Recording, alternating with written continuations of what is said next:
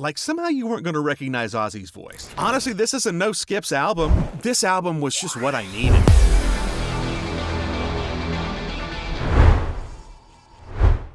'80 marked entirely fresh new starts for both Ozzy Osbourne and the band that fired him in 1979, the legendary British metal innovators Black Sabbath. Now featuring singer Ronnie James Dio, Sabbath released Heaven and Hell, and Ozzy Osbourne launched what is one of the longest and most successful careers of any solo heavy metal act. And it began with Blizzard of Ozz, released in 1980. Crazy Train is on this album. You know that song even if you don't know any other Ozzy Osbourne track. Mr. Crowley is a standout. Goodbye to Romance, I Don't Know. This album was considered a very successful start for Ozzy's solo career, deservedly so. The songwriting is strong. Randy Rhoads is an amazing axe slinger. The only track on the album that I personally didn't care for was the track No Bone Movies. How did this get on this album? Almost single-handedly ruins what is otherwise a flawless album. Side note on this album, you might remember if you were around at the time, there was an Ozzy Osbourne fan that chose to end his life, tragically, while listening to Suicide Solution. So his family took Ozzy to court. Now, it wound up being a First Amendment victory for Ozzy. Ozzy explained, well, that the line "wine is fine, but whiskey's quicker" was really a reference to Bon Scott. You know, Blizzard of Ozz is I have to put it on this tier. It was a very strong start. It is not my favorite Ozzy Osbourne album. We'll get to that in just a second or two. November of 1981, it was Diary of a Madman, Over the Mountain, Flying High Again. This is the last album with original drummer Lee Kerslake and bassist Bob Daisley. The 2002 reissues of both Blizzard of Ozz and Diary of a Madman featured re-recorded bass and drums because those two musicians sued over what they felt were unpaid royalties. So the story goes that Sharon had those tracks re-recorded and reissued in 2002 without Ozzy knowing about it. So the story goes. Ozzy originally said, "I want the originals back." The 30th and 40th anniversary editions of both of these albums are the original recordings. Diary of a Madman, in my opinion, is a better album than Blizzard of Ozz, even though you maybe could say song per song. The three best songs between the two albums are both on Blizzard of Ozz. This album does not have a No Bone Movies on it, which, in my mind, makes it the better of the two albums. I got both of these albums at the same time, and I mostly listened to side one of Blizzard of Ozz and then would flip over and listen to Mr. Crowley and cassette, of course. But Diary of a Madman was for me a no-skips listen. It was the better of the two albums. It is the best Ozzy Osbourne solo album, in my opinion. Speak of the Devil was released later in 1982. It's live performances of Black Sabbath songs. Ozzy owed Jet Records 2 albums, so he decided to release a double live album. And here's the thing, these recordings were not things they already had in the can. So Ozzy had to go to everybody in the band and say, okay, we're going to do a live show of just old Sabbath songs. This was not well received by Randy Rhoads, who quit and then changed his mind, and then Ozzy fired everybody and then didn't remember that he fired everybody. A lot of drama behind the scenes with this album. This was around the time that Ozzy was drinking rather a lot. He urinated on the Alamo. That kind of wound up being a big deal. Some of the versions that were on the songs, the band was told, we're going to use these tracks that have Randy on them. So when they recorded these sets, Rudy Sarzo even admits we were kind of playing a little sloppy on these 3 or 4 songs here because we were told they wouldn't be on the album, and then they wound up being on the album. So Speak of the Devil is a controversial title in the Ozzy Osbourne discography. It was also known as Talk of the Devil in the UK, and it was not just released to fulfill a contractual obligation to Jet. Ozzy wanted his live solo album to beat Black Sabbath to the punch. They were preparing to release an album called Live Evil. Live Evil did better in the UK. Speak of the Devil did better in America. Honestly, it's not that great. I mean, it's not bad. You can tell some of the tracks are just, the playing was kind of loose and sloppy. Knowing what you know about the backstory of this album, it makes you just not want to like it. In November 1983, Bark at the Moon was released. I remember that the weather was awfully cold when I bought Bark at the Moon. I remember one thing in particular, and that is every Ozzy fan that I knew hated so tired, except me, because I kind of like classical music and things that have a little bit of a classical music vibe to them. Bark at the Moon was a catchy enough song. It was kind of Ozzy light in a way, considering, Flying High Again and Mr. Crowley and Over the Mountain. Rock and Roll Rebel was not a bad song. Spiders is kind of a cool track that was not originally on the album. You're No Different's not a bad song. This was the first album with Jake E. Lee on guitar. I kind of glossed over the fact that Randy Rhoads died, and the plane crashed, so I apologize for just glossing over that. That was a tragic loss, and it certainly would have been interesting to see. I think he would have over time been regarded as sort of on the same tier as like Eddie Van Halen. I mean, he had the chops. Just give him a little time to develop the creativity. Anyway, Bark at the Moon was the first album with Jake E. Lee. The 2002 reissue features some alternate mixes. Honestly, I felt Bark at the Moon was just an okay album. I really didn't spend nearly as much time listening to it as I imagined that I would, because I was a big fan of Diary of a Madman. February of 1986, The Ultimate Sin is released. Shot in the Dark was a huge video on MTV. Lightning Strikes, if you listen to that, that almost has like a Def Leppard kind of vibe to it. And that was not, I don't think that's what people expected from Ozzy Osbourne, and I kind of don't think it's what people wanted from Ozzy Osbourne. A Shot in the Dark is a good song. The Ultimate Sin is a good song. Overall, it was better than Bark at the Moon, so I'll say it was a good album, but I listened to it more than Bark at the Moon. The Randy Rhoads tribute album was released in 1987. It celebrated the Randy Rhoads legacy, live recordings from 1980 and 1981, which is basically all you're going to have. The studio outtakes of D are interesting. It's very cool that those were put on this album to put more of a focus on Randy Rhoads. It's a live album. It's a good live album. I wouldn't say it's great. No Rest for the Wicked was released in September of 1988. Miracle Man. Oh, that was a good song. Crazy Babies, Fire in the Sky, Bloodbath in Paradise. I thought this was a pretty strong record, really. Zakk Wylde, first of many collaborations as part of Ozzy's band. This is the first album with Zakk Wylde. I remember I was working in radio, and I think Epic Records had the bright idea at the time, let's see if we can get top 40 stations to play one of these songs by sending out a single that doesn't say it's by Ozzy Osbourne. So there was this single of Crazy Babies by J. Osbourne. Like somehow you weren't going to recognize Ozzy's voice. Anyway, No Rest for the Wicked I thought was actually a really good Ozzy Osbourne album. So we start moving further into best of territory with the Best of Ozz compilation in 1989. This was a 10-track best of compilation. It was only released in Japan. The lineup is really predictable. It's a handful of hits off those first 3-4 albums there. I guess 1, 2, 3. Yeah, like 4 albums, those first 4 studio albums. That was followed by 10 Commandments in the United States, which was pulled and discontinued fairly quickly. Some say because religious groups complained about the name. There was also a rumor that the label put it together without anyone in the Osbourne camp knowing anything about it.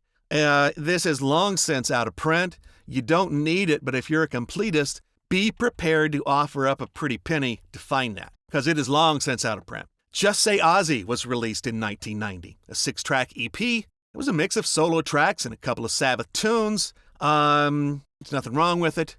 It's okay. It's sort of just barely better than for completists. In 1991, No More Tears was released. Ozzy collaborated with Lemmy Kilmister. Zakk Wylde wrote a lot more of the songs than on the previous record. Mama, I'm Coming Home was his only solo top 40 hit, believe it or not. The title track's a great song. Mr. Tinker Train, Hellraiser, Time After Time, Road to Nowhere, I Don't Want to Change the World won a Grammy. Honestly, this is a no skips album, or pretty close to it. It's one of Ozzy's best albums. 1993, it was Live and Loud. This was a live recording featuring tracks from what was billed as the No More Tours tier. Turned out not to be the case. I Don't Want to Change the World won a Grammy for Best Metal Performance.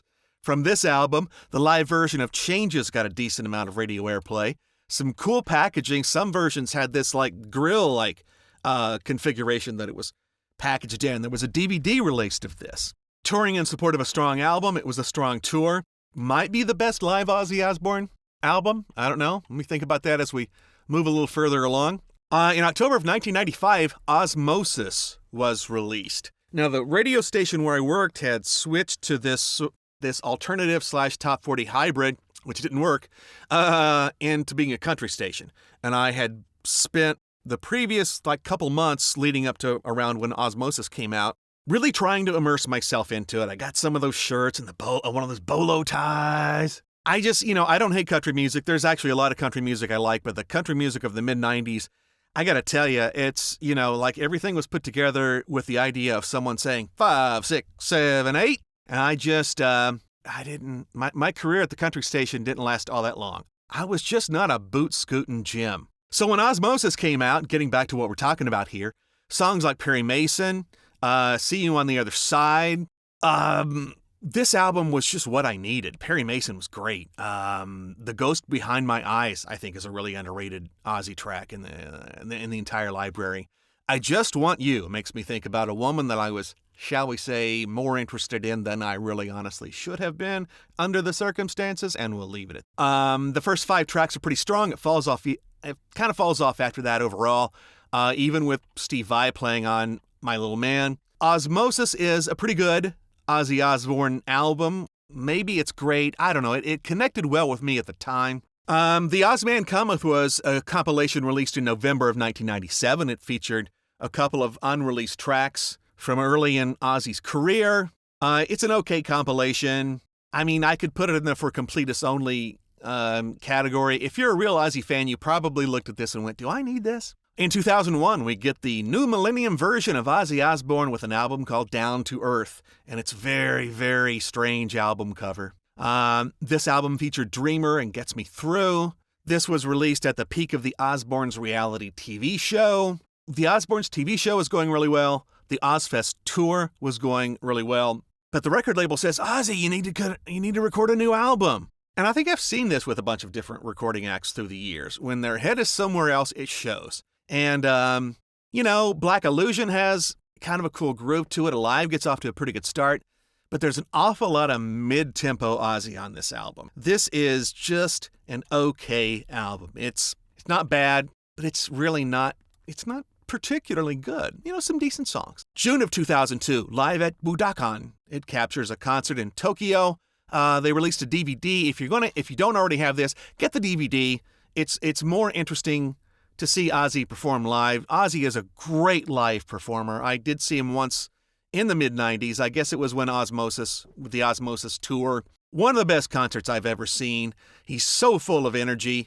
Forgets words. His voice screeches. He can't dance. But, he rocks his ass off out there, and you know it. I'm going to put it in the okay category because I do recommend that you pick it up. If you can pick it up used, pick up the DVD because the documentary is pretty cool. The Essential Ozzy Osbourne, part of that whole Columbia Epic Records legacy series of the Essential This and the Essential That. The original version that they released does not contain anything from The Ultimate Sin.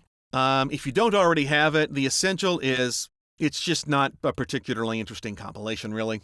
If you want to get somebody an introductory collection, maybe that's what you get them. The compilation Prince of Darkness was released in March of 2005. This is the compilation you want. Pretty interesting 4-disc compilation. The first 2 discs are basically a best-of compilation. A lot of the tracks are live, some of which are previously unreleased demo versions, so it's not really just sequentially greatest hits one right after the other. Disc 3 is called With Friends. It's Ozzy being featured on someone else's songs, including a cover of Born to Be Wild with Miss Piggy from the 1994 album Kermit Unpigged. And Disc 4 is all Ozzy Osbourne covers. 21st Century Schizoid Man, Sympathy for the Devil, Mississippi Queen. As you might expect with a covers album, some of which are pretty good and some of which are not. Overall, I feel like this was a really good, interesting compilation. And, a lot of artists just, greatest hits, pick out, look at the charts and see, blah, blah, blah. Undercover was Disc 4 of Prince of Darkness. They released it separately and added a couple of more tracks, like Ozzy covered Rocky Mountain Way and Sunshine of Your Love. I'm going to say it's good, but I would go ahead and invest the money and get the Prince of Darkness compilation. In May of 2007, Black Rain was released. It featured the title track, which was kind of a cool song, I Don't Want to Stop. Ozzy recorded this in his own home studios. Zakk Wylde is all over this album. There were a lot of different packages, some of which was paper, some of which came with this sort of weird crown thing. And this, to me, sounded like Ozzy trying to keep up with Disturbed, maybe. It's just not full-on nu metal vibes, but definitely, I don't know, something about this album just didn't really work for me on the whole. I Don't Want to Stop's a banger. That made its way into Madden, NFL 08, I think. Lay Your World on Me was, I don't know. I don't know about that album. That album, in my opinion, it's okay. In 2010, Scream was released. Let Me Hear You Scream's a banger. Gus G replaced Zakk Wylde on another okay album. Ozzy Live was released in May of 2012. This pulls in some early performances from the Blizzard of Ozz tour. There were reissues of Blizzard of Ozz and Diary of a Madman that came out around this time.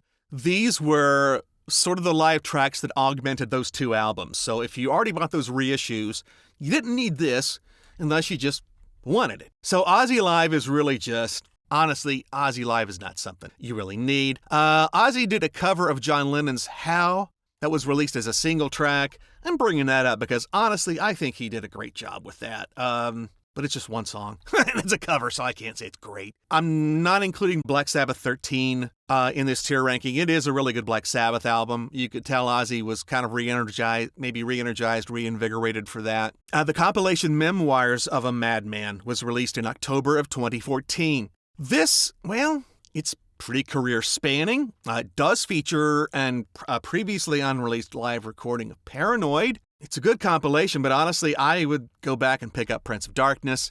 I don't think the tracks that were released between Prince of Darkness and Memoirs of a Madman are that necessary. Just a few years ago, February of 2020, the album Ordinary Man. All right now, I've seen this over and over again. Taking a break really reinvigorates a lot of artists, and it really did with Ozzy. You can tell it, and it shows on Ordinary Man. This album does have a lot of heavy, dark, Sabbath-like moments, but at the same time, this album has a sort of underlying yeah that, in my opinion, had been missing from the last few studio albums. Straight to Hell's a solid beginning. Under the Graveyard, that's a great song. I gotta say, I didn't love the Elton John collaboration Ordinary Man as much as a lot of people did, but it's still a pretty good song. Travis Scott is on this album, Post Malone, Duff McKagan, Chad Smith from the Chili Peppers. This is a late career, really, really great album. I didn't think it was perfect, but there you go. It's still a really good album. And finally, in September of 2022, Patient Number 9. Just a couple of years after Ordinary Man. So I was like, really? Ozzy's got a new album coming out? Patient Number 9, the title track with Jeff Beck, is killer. The video also featured some of Ozzy's hand-drawn artwork, so that's pretty cool. Degradation Rules with Tony Iommi. Mike McCready is on this album. Eric Clapton is on this album. Tony Iommi plays on a track called No Escape From Now. He's also on Degradation Rules. This won Grammys for Best Rock Album, for Best Metal Performance. In all honesty, it's a no-skips album. It's a classic Ozzy album. It's not better than the first two. It's not better than Blizzard of Ozz or Diary of a Madman. If not, it's definitely sort of in that league. If I were to create a tier in between classic favorite and / great on that tier. So I guess if I'd thought of it, I would have brought some prop bats or something that I could have chewed the head off of or something like that. Anyway, I hope you got something out of it. Drop a comment on anything you might strongly agree with or strongly disagree with. That does tend to be how things kind of go with tier list videos, but there's definitely a lot of conversation to be had about Ozzy Osbourne. That's for sure.